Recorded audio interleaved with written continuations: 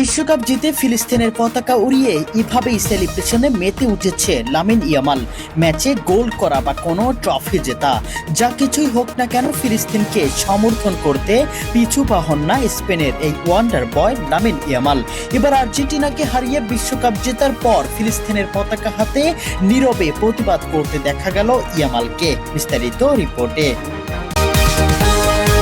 বিশ্বকাপ জয়ের উচ্ছ্বাসে যখন স্পেনের খেলোয়াড়রা ট্রফি নিয়ে উদযাপনে ব্যস্ত, ঠিক তখনই ফিলিস্তিনের পতাকা হাতে নিয়ে আলাদা এক বার্তা দিলেন ইয়ামাল। ফুটবল মাঠে নিজের অসাধারণ নৈপুণ্যের পাশাপাশি মানবিক কিছুতেও বরাবরই সোচ্চার এই তরুণ তারকা।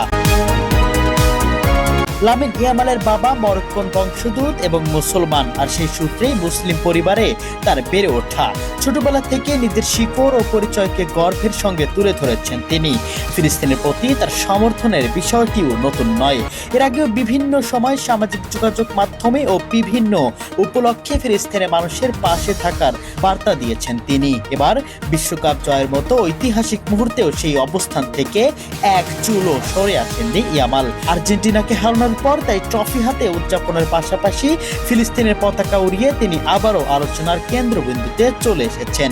সামাজিক যোগাযোগ মাধ্যমে তার এই উদযাপন ছবি ও ভিডিও মুহূর্তেই ছড়িয়ে পড়ে, আর অনেকেই এটিকে মানবতা ও সংহতির প্রতীক হিসেবে দেখছেন। উল্লেখ্য, এর আগে আর্জেন্টিনাকে 1-0 গোলে হারিয়ে বিশ্বকাপ জিতেছে স্পেন। পুরো 120 মিনিটে দাপুটে পারফরমেন্স করে পাত্তাই যেন দেয়নি লিওনেল মেসিদের।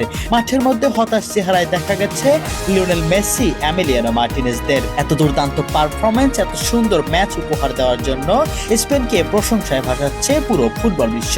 আর এদিকে লামিন ইয়ামালের এত সুন্দর দৃশ্য যেন দুটি মিলে পূর্ণতাই পেল ফুটবল। প্রিয় দর্শক, লামিন ইয়ামালের এমন দৃশ্য আপনাদের কাছে কেমন লেগেছে কমেন্ট বক্সে অবশ্যই জানিয়ে যাবেন।